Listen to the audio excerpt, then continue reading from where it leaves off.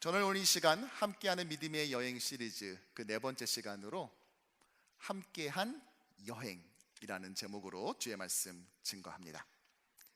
우리가 여행을 어디로 가는지도 중요하지만 그 여행 누구와 함께 가는지도 매우 중요하지요. 올해 5월달 한국에서요, 함께 여행 가고 싶은 연예인을 조사해 봤더니요, 누가 1위로 뽑혔는 줄 아세요? 서른도 씨 아니고요. 방탄소년단 BTS의 지민이라는 분이 1위로 뽑혔대요. 모르시는 것 같아서 사진을 저렇게 준비해 봤는데요. 저도 사실은 잘 몰라가지고요. 이 지민이라는 분이요, 자기가 다녀온 여행지를 이렇게 추천을 하면은요, 팬들 사이에서는 그곳이 소위 성지로 이렇게 돼서요, 많은 팬들이 그곳에 성지 순례를 다녀오기도 하고 한다고 하더라고요. 또 좀 더 거슬러 올라서 팬데믹이 한창이던 지난 2020년 코로나를 피해서 제주도로 함께 여행 가고 싶은 연예인을 조사했더니 이번에는 압도적으로 가수 이명웅 씨가 뽑혔다고 하더라고요. 여러분 어떠세요? 어떤 거 1위 하고 싶으세요? 저는요, 우리 성도들이 함께 신앙생활 하고 싶은 사람 1위, 어려울 때 생각나는 사람 1위, 그리고 기도 부탁하고 싶은 사람 1위, 그리고 조금만 욕심 내보면은 함께 여행 가고 싶은 사람 1위는 너무 욕심 같으면은 그냥 막 5위 정도라도 제가 좀 하기를 소원합니다. 사실 교회는요, 함께 믿음의 여행을 하도록 하나님께서 우리에게 허락하신 귀한 공동체입니다. 우리가 지난 여행들을 살펴볼까요? 우리 처음에는 뜻밖의 여행, 우리가 익숙했었던 세상의 잘못된 문화와 그 가치관 속에 찌들어 있던 우리가 그곳으로부터 떠나도록 뜻밖의 여행을 하나님께서 우리에게 지시하셨죠. 그리고 그 여행을 통해서 우리는 어제보단 오늘이, 오늘보단 내일이 더 예수 그리스도의 성품을 닮아가고 하나님을 더 온전히 알아가는 배우는 여행을 하게 된다라고 말했습니다. 그리고 지난 주일에는 이 여행의 독특성, 출발했을 때는 이 정도 인원이 모였다면 어느 순간인가 조금씩 더 늘어서 어느 순간인가 더 많아지는 여행이라고 했죠. 왜입니까? 많은 사람들을 이 여행으로 초대하기 때문에 그렇습니다. 그래서 우리는 함께 여행하는 자들, 이렇게 우리에게 다양한 여행의 모습을 허락하셨는데요, 오늘은 아브라함의 여행 중 또 다른 특징 하나를 살펴보려고 해요. 바로 함께한 여행입니다. 하나님께서는 우리에게 여행 파트너로서 귀한 지체들을, 또 우리 교회를 허락하셨습니다. 그래서 우리가 설교를 듣기 전에 먼저 옆에 있는 지체들과 함께 Let's go on a trip 하면서 인사하면은 또 이쪽에서는 Enjoy your trip 인사할 수 있게 되는 것이지요. 그렇다면 특별히 이 아브라함이 이 공동체를 소중하게 여기며 이렇게 함께하는 여행을 간절히 사모하고 그것을 위해 노력했다는 것이 가장 정확히 또 선명하게 보이는 지점이 어디냐? 바로 자신의 조카 롯을 대하는 그 장면에서 굉장히 두드러지게 나타납니다. 우리는 어떻게 이 믿음의 여행에 함께한 이 소중한 공동체를 지켜낼 수 있을까요? 오늘 이 아침에 온 주의 모든 백성들이 나 혼자 하는 그런 외로운 여행이 아니라 하나님께서 우리에게 허락하신 이 소중한 여행의 길동무, 함께 우리에게 여행할 수 있도록 그 모든 여행의 미지수와 변수들을 더불어 이겨나갈 수 있도록 우리에게 붙여주신 이 귀한 소중한 교회, 공동체와 함께한 여행을 이어나가는 저와 여러분 되기를 주님의 이름으로 축원합니다. 기근으로 인해 애굽에 피난 갔다가 다시 가나안으로 돌아온 이 아브라함의 가문에 한 갈등이 생겼습니다. 애굽에서 아내 사라 뺏길 뻔했잖아요. 그것은 애굽 왕 파라오 이 외부적 요인으로 인한 것이었다면 이번에는 내부적 문제로 인해 발생합니다. 바로 아브라함 자신과 또 조카 롯 역시 소나 양 이런 가축들이 너무 많았는데 반해 정작 그 가축들을 키울 수 있는 이 목축지가 턱없이 부족했기 때문인 것이죠.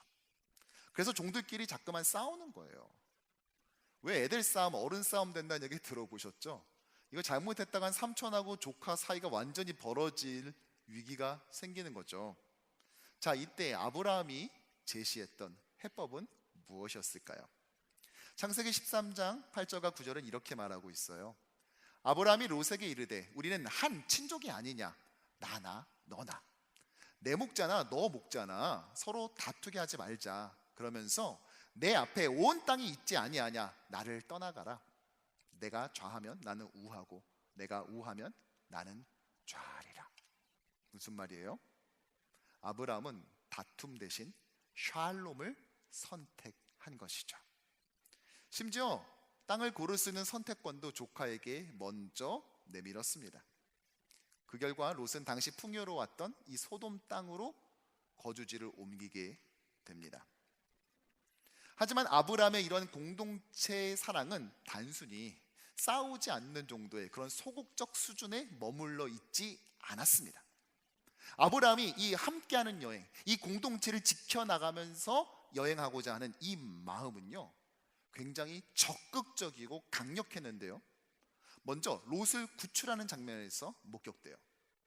롯이 떠나고 난 다음에 이 지역에 여러 나라들이 각축전을 벌이며 뒤엉켜 싸우는 전쟁이 발생해요. 창세기 14장을 보면 엘라방 그돌라오메를 중심으로 해서 북쪽에 4명의 왕이 연합군을 결성해 이 소돔과 고모라가 있었던 사해 인근 지역의 나라들을 침략하기 시작합니다. 원래 이 소돔과 그 주변에, 이 사해 주변의 나라들은 이 엘람 왕에게 계속 조공을 바쳐 왔거든요. 그런데 13년쯤 되니까 그것을 딱 끊어버리고 반란을 시도했던 것이죠. 결국 시딤 골짜기에서 한판 승부가 쫙 하고 벌어지지만 결과는 엘람 왕과 그 4개 왕이 모였던 연합군의 승리로 싱겁게 끝나버리고 말아요. 그리고 이어서 이 4명의 북쪽 왕들은요, 소돔과 고모라를 약탈하기 시작하는데요, 재산만 가져간 게 아니라 사람들도 끌고 갑니다. 문제는 이 포로들 안에 아브라함의 조카 롯과 그의 가족도 있었다는 데 있는 거죠. 이 소식을 들은 아브라함은 어떻게 했을까요? 에이구, 너가 하는 일 그렇지 뭐, 내가 너 그럴 줄 알았다, 뭐 이랬을까요? 이 얘기를 들은 아브라함은요, 평소 자기의 집에서 훈련시켰던 318명의 장정들을 데리고 자신이 직접 곧장 추격에 나서요. 당시 아브라함은요, 지도를 보여주시면 마므레라는 곳에 거주했거든요. 근데 이곳에서부터 시작해서 최북단, 이 이스라엘 영토의 최북단이라 할 수 있는 이 단지역까지 단숨에 쫓아 올라갑니다. 그리고 그들을 쳐서 공격해 승리해서 롯과 그의 가족을 되찾아와요. 그러니까 아브라함은요, 단지 신용만 한 게 아니에요. 그는 굉장히 적극적으로, 심지어 자기의 목숨까지도 걸어가면서 이 조카 구출 작전에 참여했던 것입니다. 아니, 참전했던 것이죠. 그러나 아브라함만은 아닙니다. 오랜 시간이 흘러 이 아브라함의 후손으로 오신 예수 그리스도 역시 그렇게 하셨죠. 여러분, 예수님께서 자신의 공동체, 자신의 제자 공동체를 어떻게 사랑하셨어요? 아니, 어디까지 사랑하셨어요? 이에 대해 요한 사도는 13장 1절에서 우리에게 이렇게 말합니다. 시작. 예수께서 자기가 세상을 떠나 아버지께로 돌아가실 때가 이른 줄 아시고 세상에 있는 자기 사람들을 사랑하시되 끝까지 사랑하시니라. 아멘. 끝까지 사랑했어요. 죽음을 불사하고 사랑했어요. 필사적으로 사랑했다고요. 그렇게 공동체를 지켜낸 것입니다. 그러나 아브라함은요, 노력만 한 것은 아니에요. 아브라함은요, 기도도 했어요. 아브라함의 공동체 사랑은 무엇보다 중보기도에서 목격이 됩니다. 하나님께서 소돔과 고모라의 극심한 죄악을 지적하면서 곧 심판이 임할 것을 경고하죠. 그들의 죄로 인한 이 울부짖음이 너무 커서 내가 이걸 간과할 수 없다라는 거예요. 그래서 곧 정밀조사에 들어갈 거야 라고 아브라함한테 알려주시는데, 문제는 이 소돔에 누가 살죠? 조카 롯. 그래서 아브라함은 하나님께 이렇게 물어요. 그 성 중에 의인 50명이 있을지라도 주께서 그곳을 멸하시고 그 50 의인을 위하여 용서하지 아니하시리까? 무슨 말이에요? 하나님, 의인 50명 있으면 이게 성 멸하지 않으시면 안 돼요? 라고 물었어요. 자, 이에 대한 하나님의 대답은 26절입니다. 함께 읽어보죠. 여호와께서 이르시되 내가 만일 소돔 성읍 가운데서 의인 50명을 찾으면 뭐라고요? 그들을 위하여 온 지역을 용서하리라. 주님은 뭐라 하세요? 그래, 50명 있으면, 의인 50명 있으면 내가 이 심판 거두어 드릴게 라고 말하시죠. 이때부터 우리에게 익숙한 아브라함과 하나님의 기나긴 랠리가 시작됩니다. 무려 총 6차례에 걸쳐서 아브라함이 하나님께 질문하고 간구합니다. 50명이라고 그랬잖아요. 그럼 하나님, 45명은요? 45명은요? 멸하지 않는다. 그럼 40명은요? 멸하지 않겠다. 하다 보니까 이것도 용기가 생기나 봐요. 처음에는 5단위로 5씩 깎더니 이제는 아예 그냥 10명씩 깎아 나갑니다. 그러면 30명은요? 멸하지 않는다. 20명은요? 멸하지 않는다. 어디까지 가죠? 딱 10명까지 갑니다. 10명은요? 멸하지 않는다. 그런데 신기한 것이요, 아브라함이 여기서 멈춰섭니다. 더 묻지 않아요. 10명이 있으면, 의인 10명 있으면 멸하지 않겠다라는 이 약속을 컨펌 받고 난 다음에 하나님과 아브라함의 대화가 갑자기 마무리되어 버려요. 33절에 이렇게 말하거든요. 여호와께서 아브라함과 말씀을 마치시고 가시니 아브라함도 자기 곳으로 돌아갔더라. 이제 대화 끝났으니까 가자. 그러면서 서로 이제 돌아가는 모습으로 그리고 있는 거예요. 그리고 그 다음에 어떤 일이 벌어집니까? 바로 다음 18장에서요, 소돔과 고모라는 그 의인 10명 없어서 멸망당하지요. 오직 롯과 그의 아내 그리고 2명의 딸들만 살아나옵니다. 이 딸들이 결혼했을까요? 안 했을까요? 그 당시에 결혼했죠. 사위들도 있었어요. 그래서 사위들에게도 임박한 심판에 대해서 말했지만 성경에서 뭐라고 말하고 있습니까? 그들은 그 경고를 농담으로 여겼다 라고 기록합니다. 결국 이른 새벽 주의 천사가 재촉하는 가운데 롯의 그 4명의 가족이 나오게 되고, 그 뒤에 소돔과 고모라에는 하늘에서 유황과 불이 마치 빛처럼 쏟아져서 멸망당하고 말죠. 어떤 사람들은 이렇게 말해요. 아브라함이 기도할 때 좀만 더 밀어붙였으면, 그래서 4명까지 줄여놨으면 그들이 멸망당하지 않았을 텐데. 여러분 생각해 보세요. 이 자기 조카 딸인 거잖아요. 그럼 조카 사위들도 거기서 같이 멸망당한 거 아니에요? 그러면 이 조카 딸도 전부 다 조카죠. 조카 전부 다 과부된 겁니다. 그 조금만 10명에서 하는 김에 그냥 4명까지 줄여놨으면은 이런 일이 없지 않았는가 라고 말하죠. 여러분 어떠세요? 듣고 보니까 솔깃하죠, 그렇죠? 듣고 보니까 그러네. 이거 아브라함이 잘못했네. 좀 더 했었어야지. 이러면서 여러분, 우리도 중단 없이 끝까지 기도합시다. 여러분 맞아요? 정말 이렇게 말할 수 있을까요? 사실 이렇게 약간 50명에서 10명까지 깎아 나가는 이런 흥정을요, 저는 성지순례 갔다가 실제로 경험해 봤어요.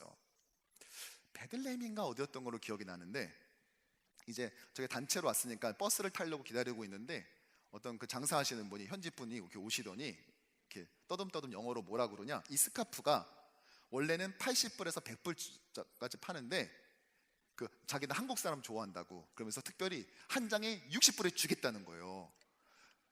그래서 막 설명을 하는데요, 만져보니까 또 좋아 보이기도 하고 뭐 디자인 패턴도 나쁘지 않더라고요. 옆에 있던 집사님이요, 그걸 2장을 사서 하나를 저한테 선물로 주셨어요.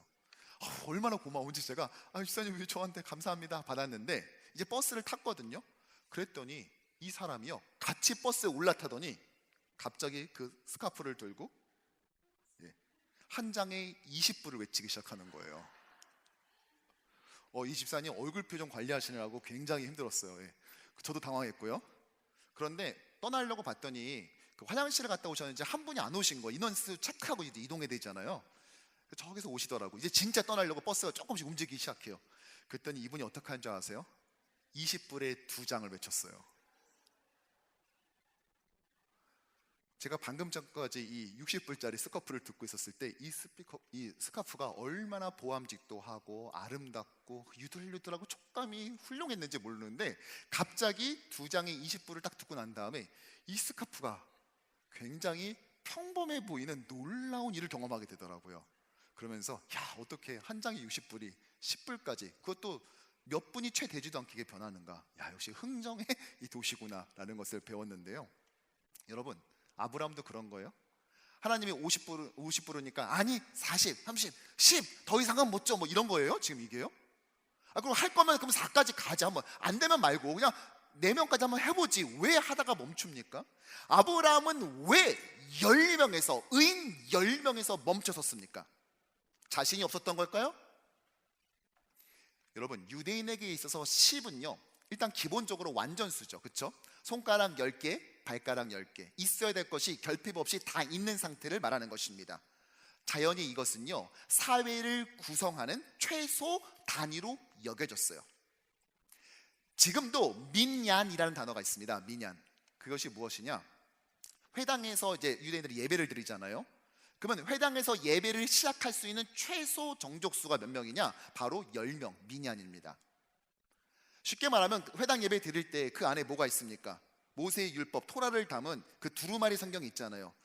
저 10명, 바미츠바, 즉 유대교 성인식을 마친 유대 남성 10명이 있어야만 비로소 두루마리 성경을 펴서 읽을 수 있는 민얀이 성립된다고요.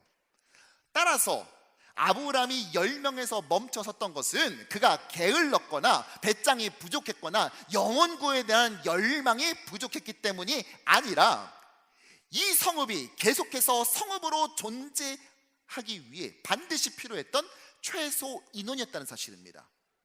즉 아브라함은 자신이 할 수 있는 마지막 한계치까지, 도시를 유지할 수 있는 그 마지막 인원까지 하나님께 간구했다는 것이죠. 그런데 우리가 여기서 놓치지 말아야 될 것이 있어요. 아브라함이 이렇게 끈질기게 하나님께 간구했던 이유는 무엇이었을까? 마지막까지, 그 마지막 그 10명까지 하나님께 요청했던 이유가 무엇이었을까요? 흔히 우리가 소돔 사람들을 구원하기 위해서라고 생각합니다. 네, 그런 선교적 성격이 아예 없는 건 아니에요. 틀린 말 아닙니다.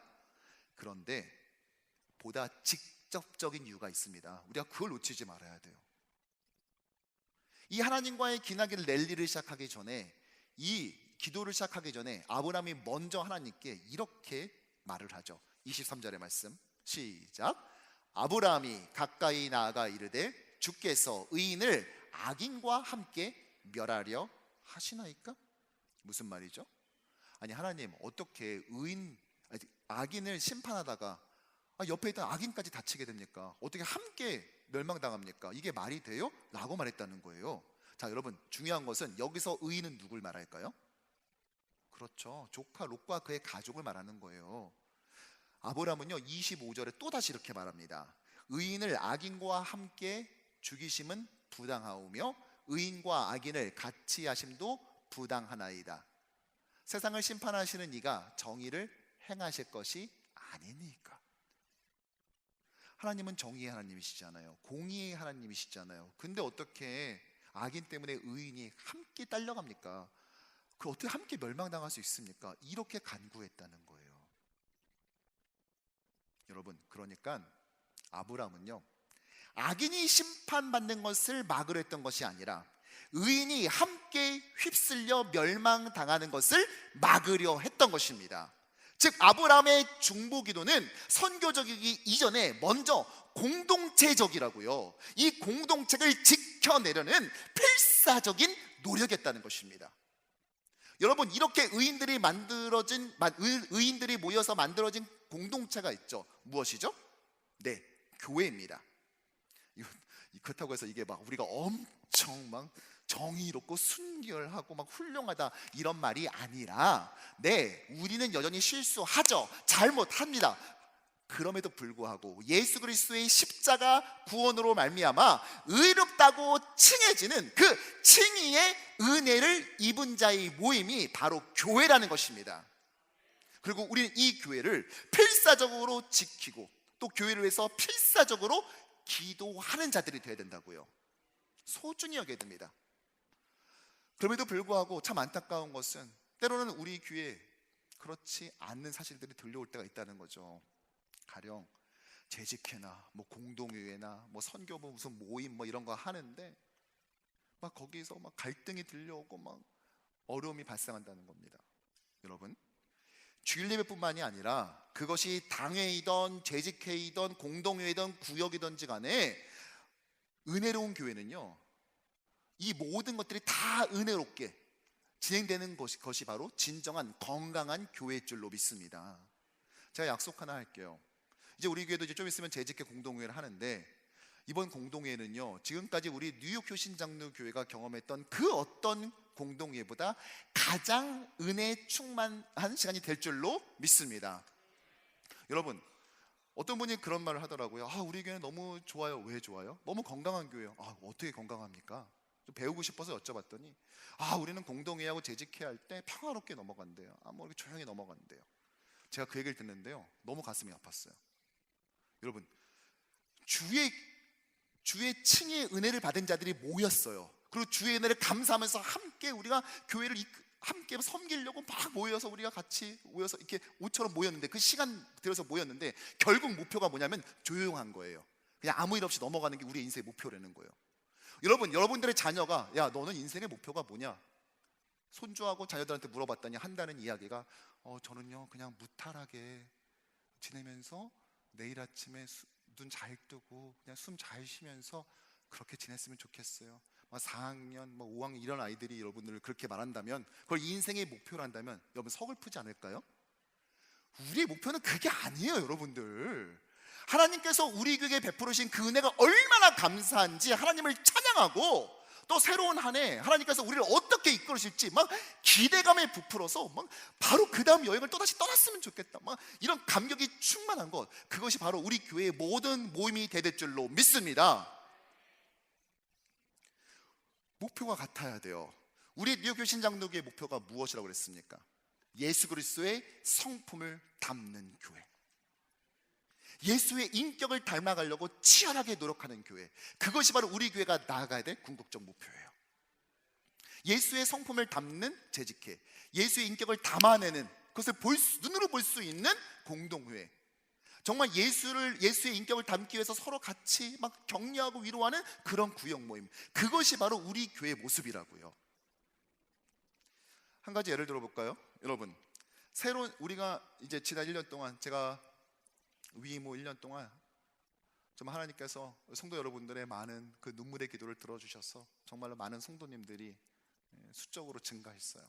우리 보고도 정말 너무 참 오직 하나님이 다 하셨습니다, 하나님의 은혜입니다 라고 고백할 수밖에 없잖아요.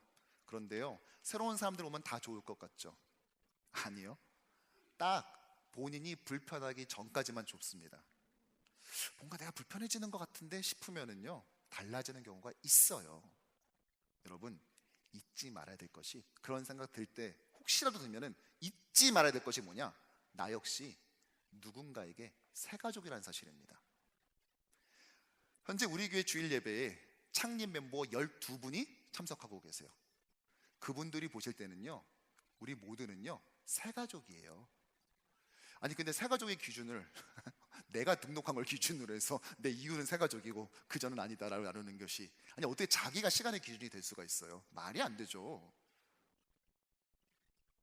명칭부터 보세요. 우리가 새 등록자라고 하지 않고 새 가족이라고 말하잖아요. 가족이라니까요. 제가 우리 교회 등록하면은 주일날 저녁에 저희 집에 초대해서 함께 새가족 행복한 만남 저녁 식사를 같이 하는데요, 그 모임 끝나면 제가 농담처럼 이렇게 말해요. 자, 이제 오늘 여러분들 이 모임을 가졌으니까 이제 여러분들은 오늘부터 이 순간부터 새가족 아니라 헌가족입니다, 이렇게 말을 하는데, 헌가족이 아니라 새가족을 넘어서 한가족이 되는 거죠. 정말 영적 가족, 영가족이 되는 거 아닙니까? 반면에 그래서 새가족들을 뜨겁게 끌어안는 것이 바로 우리가 해야 될 일입니다. 왜냐? 함께 하는 여행이기 때문에. 그것도 필사적으로 끌어안고 함께 기도하며 나가야 된다고요. 반면 새가족들은요, 지금까지 내려온 우리 교회의 역사와 헌신을 존중해야 돼요. 내년이면 창립 40주년입니다. 무슨 말이죠? 이 교회 어느 날 뚝 하고 떨어진 거 아니라고요. 그 긴 시간 동안 이 공동체를 사용하신 하나님의 일하심, 그 하나님의 지문이 교회 곳곳에 면면에 남아있는 교회입니다. 우리 교회 곳곳에는요, 우리 교회를 관통하는 하나님의 섭리가 묻어있는 교회라고요. 그것을 알아가는 겸손함을 간직할 줄 알아야 되고요, 그것을 배워나가는 기쁨으로 충만해야 될 것입니다. 그런 면에서 지난 위임후 1년 동안의 저의 시간은요, 우리 교회를 배우는 여행이었고요, 정말 우리 교회는요 정말 볼매야, 볼매. 여러분, 볼매가 뭐죠? 볼수록 매력적인 공동체다. 볼매예요, 여러분들. 여러분 정말 그렇죠? 우리 교회 정말 볼매 아닙니까? 하나님께서 우리에게 이 아름다운 공동체를 허락하셨어요. 그러나 저절로 계속 흘러가지는 않을 겁니다. 이 공동체를 함께 가기 위해서는요, 우리는 필사적으로 또 사력을 다해서 노력하고 기도해야 돼요. 사력, 죽을 각오를 하고 힘을 담. 필사, 죽기를 각오하고 쓰는 힘. 아브라함은요, 자신의 조카를 구하기 위해서요, 자신이 목숨을 걸고 전투에 임했습니다. 필사적으로 노력했다고요. 또한 그는 하나님께 6번에 걸쳐서 기도했죠. 이거 흥정하듯이 기도한 거 아니에요. 50, 45, 40 이렇게 한 게 아니라고요. 제가 시간 관계상 읽진 않았지만요, 각 숫자를 줄여 나갈 때마다 아브라함은 꼬박꼬박 하나님께 이렇게 말해요. 하나님은 위대하신 분입니다. 하나님은 어떠한 분이십니다. 계속 말해요. 그런데 혹시 가능하시다면, 하나님은 이런 분이시죠. 제가 다 합니다. 하나님, 그런데 혹시. 얼마나 겸손하고 납작 엎드려서 그에게 구한 줄 아십니까? 왜요? 하나님은 우리가 함부로 할 수 있는 그런 분이, 우리의 만홀히 여김을 받는 분이 아니거든요. 그러니까 그분을 대할 때는, 그분을 상대할 때는 극도의 민감성과 조심성이 필요해요. 그는 죽기를 각오한 기도를 한 것입니다. 자꾸만 세상을 바꾸고 주변 사람들을 바꾸고 교회를 바꾸려고 하는 내 자아가 불쑥불쑥 나올 때마다, 사랑하는 성도 여러분, 교회를 바꾸려고 하지 말고 내 자신부터 바꾸어 나가야 돼요. 교회는 내 생각대로 이렇게 저렇게 판단하고 평가하고 제안할 수 있는 곳이 아니에요. 필사적인 노력과 사력을 다한 기도로서 지켜 나가야 되는 공동체인 것입니다. 오늘 아브라함이 그랬고, 교회의 머리 되신 우리 주 예수 그리스도께서 그렇게 하셨습니다. 그런데도 불구하고 우리가 살다 보면 실수할 수 있죠, 그렇죠? 혹시 옆에 사람이 실수하면은요, 좀 도와드리세요. 가만히 계시면 좀 도와드리라고요. 어떻게 해요? 만약에 나도 모르게 옆에 지체에 대해서, 공동체에 대해서 막 안 좋고 부정적인 그런 뉘앙스의 말이 나오잖아요. 그러면 곧바로 이렇게 말씀해 주세요. 절 따라 합시다. 그래요? 전 좋던데요? 한번 연습을 해봅시다. 지사님, 그 권사님 좀 그렇지 않아? 시작. 그래요? 전 좋던데요? 우리에게 좀 그런 게 좀 약하지 않아요? 시작. 그래요? 전 좋던데요? 이거 할 때 인상 쓰면 안 돼요. 그래요? 나 좋던데? 이거 싸우자는 거예요. 방긋방긋 웃으면서. 어떻게? 방긋방긋. 자, 웃어보세요. 자, 방긋방긋 웃으면서. 자, 옆에 사람을 보고 한번 연습해 봅시다. 시작. 그래요? 전 좋던데요? 자, 우리 앞뒤로도. 자, 시작. 그래요? 전 좋던데요? 여러분, 교회뿐만 아니라 가정에서도 마찬가지예요. 가정도 또 다른 교회인 거 아시죠? 교회는 예수 그리스도를 믿는 사람들의 모임이지 빌딩이 아니니까 가정에서 똑같이 해요. 야, 너 엄마 왜 그래? 그럼 뭐라고 해야 된다? 시작. 그래 아빠? 난 좋던데? 여보, 쟨 누구 닮아서 저럴까? 자, 그럼 어떻게 해야 된다? 시작. 그래? 난 좋던데? 제가 1년 전에 했던 설교 기억나십니까? 첫 마디부터 따뜻한 교회. 두 번째 마디만 늦습니다. 첫 마디의 단어 선택부터 사력을 다한 노력과 필사적인 기도를 담은 말을 내뱉어야 돼요. 나를 드러내는 말이 아니라 오직 우리 교회의 머리 되신 예수 그리스도께서 영광 받으시는 단어로 잘 고르고 골라서 가장 최고의 단어를 선택해서 그 단어를 시작으로 문장을 만들어가는 저와 여러분 되기를 주님의 이름으로 축원합니다. 혼자 잘 되지 맙시다. 옆에 사람 좀 도와드리세요. 우리 공동 운명체잖아요. 실수하는 거니까 여러분 바로 치고 나가주세요. 그래요? 전 좋던데요. 이런 성도들 가득한 교회 된다면요, 우리 교회 어떻게 될 것 같으세요? 정말 빠른 속도로 예수의 성품을 닮아가지 않을까요? 말은 믿게 하면서 예수의 성품 담겠다는 것은 앞뒤가 안 맞는 말이에요. 이건 불가능한 것입니다. 1년 전 위임 예배를 준비하면서 사실 저는 마음속에 좀 힘들었던 순간들이 조금 있었어요. 여러분, 지금이야 이렇지 우리 1년 전에 좀 많이 다른 모습이었던 거 기억은 하세요?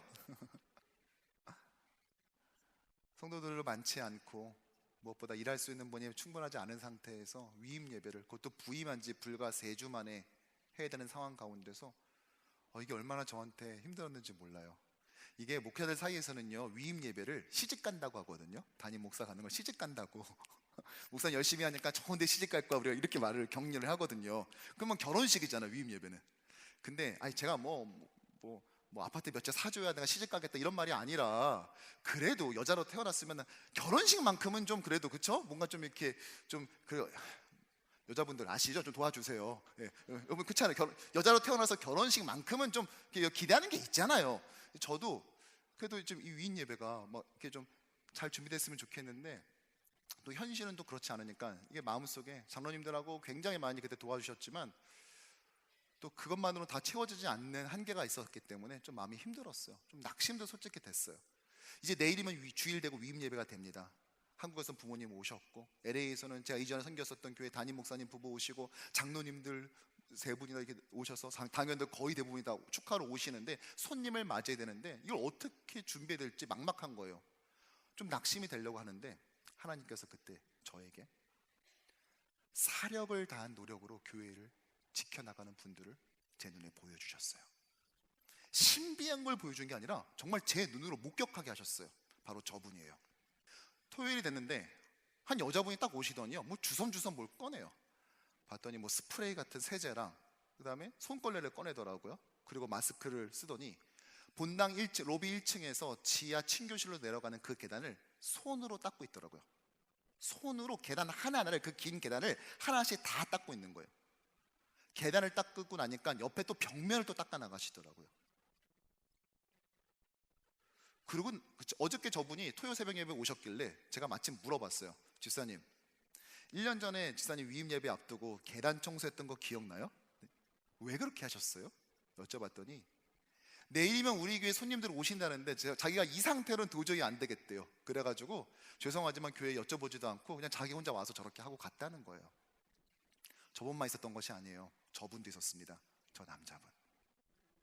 저분은 딱 오더니요, 무릎을 탁 꿇더니 1층 로비 타일을 닦기 시작하는데요, 사람 손바닥밖에 안 되는 그 타일 한 장 한 장을 다 닦고 있는 거예요. 아무 말도 하지 않고. 저 사실 그때 저분이 우리 교인인 건지 아니면 장로님들이 보다 못해 사람 사서 쓴 건지 제가 뭐 그걸 어떻게 합니까? 그래서 아유 수고하십니다 그러고 놓고요, 혹시 몰라서 사진을 찍어놨어요 제가. 그리고 나중에 그 두 분이 다 우리 교회 집사님이라는 것을 알게 됐죠. 제가 저 사진 항상 간직하고 있습니다. 왠 줄 아세요? 바로 이것이구나. 우리 교회가 계속 교회될 수 있는 것은, 우리 교회가 계속해서 하나님께 사용될 수 있는 것은 세상적으로 대단한 타이틀을 가졌거나 돈 많은 사람이거나 굉장한 위세를 가진 사람 때문이 아니라, 오늘도 와서 자신의 손으로 교회 바닥 계단을 닦고 있고 교회 바닥을 문지르고 있는 저 이름 없는, 그러나 자신의 모든 것을 다해서 필사적으로 교회를 위해 노력하고 사력을 다해 교회를 기도하되, 그것을 말로만 하는 것이 아니라, 하는 척만 신용만 내는 것이 아니라 실제로 자신의 삶에서 오늘 당장 내가 할 수 있는 자그마한 섬김 하나로 해내가는 성도 하나하나를 통해 하나님께서는 그렇게 교회를, 주의 교회를 영광스럽게 만들어간다는 사실을 저는 기억하고 싶었습니다. 그래서 저것을 항상 제 마음에 새기고 있어요. 그리고 1년이라는 시간이 이렇게 지났고, 하나님은 저렇게 이름 모를 많은 성도들의 눈물의 헌신과 사력을 다한 노력, 필사의 기도를 통하여 이렇게 우리에게 놀라운 위임 1주년을 허락하신 줄로 믿습니다. 저분들만 있는 것은 아닙니다. 수요예배에 참석하기 위해 계속 매주마다 월차를 쓰는 분이 계시고요. 지금 어떤 분은 지난주 수요일 날도 무려 1시간 반, 원웨이로 1시간 반에 이 교통체증을 뚫고 수요예배에 참석하신 분도 계세요. 한 집사님 부부는요, 매주 주일 새벽 6시면 교회에 도착해서 제일 먼저 교회 문을 따요. 이유는 일부 예배 드리고 나가시는 성도들이 따뜻하게 커피 한 잔 가지고 갈 수 있도록 하기 위해서 그 기계 예열하기 위해서입니다. 오늘도 예배가 끝나면 많은 봉사자들이 교회 밴을 가지고 여기저기 구석구석 뉴욕 곳곳을 누비며 어르신들을 모셔다 드립니다. 어떤 분은요, 왔다 갔다 다시 모셔다 드리고 왔다, 이거를 3번을 하시더라고요. 주일 3시 반 4시가 돼서야 마지막 분을 모셔다 드리고 돌아오는 걸 봤어요. 지난주 마라톤이 있었지 않습니까? 그것 때문에 교통체증이 말도 못했어요. 서머타임 해제되고 어둑어둑해지는데 그제서야 마지막 분 집에 편안하게 모셔다 드리고 오시는 그분의 모습을 통해 저런 필사에 노력하는 자를 통하여 하나님은 긍휼을 베풀어 주시고 불쌍히 여겨주셔서 우리 교회를 다시 회복하신 줄로 믿습니다. 기도도 마찬가지입니다. 어떤 구역 신방 갔더니요, 자기들은 신데렐라 기도를 한대요. 이게 뭔 소린가 했더니, 여러분, 신데렐라가 밤 자정 12시가 되면 호박이 마차로 변하고, 마차가 호박인가요? 호박이 마차인가요? 아무튼 변하고 12시에 변하잖아요, 자정에. 근데 이 구역은 밤 10시에 변하더라고요. 그 구역에 암 진단을 받은 구역원이 있어요. 그래서 그 구역이 밤 10시만 되면 다 같이 어디에 있던 뭘 하고 있던지 간에 잠깐 중단하고 기도하는 거예요. 그리고 그 기도에 힘입어서 1차 수술을 성공적으로 잘 마치고, 사실 크기가 좀 커서 전이를 좀 염려했었는데 의사가 정말로 럭키하다고. 의사는 럭키라고 하지만 우린 그 이유를 알죠. 은혜이죠. 그리고 지난주 금요일날 2차 수술까지 잘 마쳤어요. 그리고 오늘 지금 이 자리에 보니까 이 자리에 와서 지금 예배를 드리고 계시네요. 그저께 암 수술 받으신 분이. 수술 너무 잘 됐다고 말하니까 한 분이 그 자리에서 울음을 터뜨리더라고요. 제가 그걸 보면서 누가 보면 친척인 줄 알겠어요. 나 145태 때 헤어졌다가 오늘 만나는 건 줄 알았어요. 그분 등록하신 지 4개월 됐어요. 우리가 언제 봤다고 그분 안 났는데 왜 내가 울어야 됩니까? 이 치열한 도시에 사는데 내가 먹고 살기도 바빠 죽겠는데 왜 그분이 치유된 것이 왜 나한테 눈물 나도록 기쁘고 반갑고 감격스러운 일입니까? 네, 그분을 위해서 필사의 기도를 했거든요. 그렇게 모인 자들이 모여서 하나님은 오늘도 공동체의 영광을 받으시고 함께하는 여행을 허락하고 계시는 거죠. 이런 감동 주는 성도들과 함께 이 믿음의 여행을 하는 것이 얼마나 기쁩니까? 오늘 위임 1년을 맞아서 오늘 성찬을 나눕니다. 여러분, 성찬에 2가지 의미가 있는데 성도들이 하나는 너무 잘 아시는데 하나는 조금 모르시는 분도 있는 것 같아서 이거 한번 짚어보고 이제 성찬을 시작하려고 해요. 여러분, 성찬의 첫 번째 의미는 우리가 아는 것처럼 예수 그리스도 십자가를 통한 구원입니다. 그 구원을 기념하고 전하기 위해서 우리는 성찬을 합니다. 그런데 또 하나가 있어요. 바로 고린도전서 10장 17절의 말씀이죠. 시작. 떡이 하나요 많은 우리가 한 몸이니 이는 우리가 다 한 떡에 참여함이라. 아멘. 우리가 예수 그리스도의 한 떡 한 몸을 먹었습니다. 그 결과 우리는 어떻게 되죠? 예수와도 연합하고, 그리고 그 떡을 같이 먹은 우리끼리도, 성도와 성도도 연합하게 된 놀라운 하나됨의 신비가 이루어지는 것, 그것이 바로 성찬인 줄로 믿으시기 바랍니다. 오늘 이것을 우리의 마음에 새깁시다. 말씀을 정리하죠. 배우는 여행 살펴볼 때는 우리의 여행이 수학여행이라고 그랬어요. 지난주 설레는 여행에선 우리의 여행이 선교 여행이라고 했어요. 오늘 함께한 여행은 어떤 여행일까요? 그렇죠. 자유여행, 개별 여행이 아니라 그 반대말인 단체 여행이에요. 근데 단체 여행이라고 하려고 봤더니 이게 왠지 좀 이렇게 뭔가 좀 이렇게 패키지 상품처럼 뭔가 좀 구속되고 이런 것 같아서 공동체 여행이라고 바꿔봤어요. 공동체 여행. 우리의 여행은 수학여행이면서 선교 여행이고 동시에 공동체 여행인 줄로 믿으시길 바랍니다. 나를 지켜주되 필사적으로 노력하고 사력을 다해 나를 위해 기도해 주는 사람, 이 사람이 내 여행에 함께 한다면 여러분 얼마나 행복하겠습니까? 우리 여행에 필요한 사람은 힘 있는 사람, 돈 있는 사람이 아니라, 똑똑한 사람 아니라 바로 이런 사람인 것입니다. 오늘 강단에 변화가 있죠. 우리 매주마다 이 말씀 주제에 맞춰서 데코레이션을 좀 이렇게 변화시키고 있는데요. 지난주에 못 봤던 것이 하나 들어와 있네요. 뭡니까? 네, 자전거 한 대가 더 늘었죠. 우리의 여행은 혼자 하는 여행 아니에요. 하나님께서는 우리의 여행길에 외롭지 않도록 소중한 교회, 공동체를 허락하셨습니다. 함께하는 여행입니다. 또한 자전거의 바퀴가 2개죠. 공동체를 지키기 위한 필사의 노력과 사력을 다한 그 기도, 그것이 바퀴가 되어서 또 그렇게 그 두 가지 바퀴를 운행하는 자들, 그것을 결단하고 실천하는 자들을 통하여 그것이 나 하나가 아니라 그 한 명 한 명 한 명이 모여서 함께하는 아름다운 그런 여행이 될 줄로 믿습니다. 그런 성도가 옆에 있는 것이 얼마나 다행인지요. 바라기는 우리 뉴욕 교신장로교회가 이런 함께하기에 행복한 여행을 더욱더 힘있게 해나가기를 주님의 이름으로 축원합니다.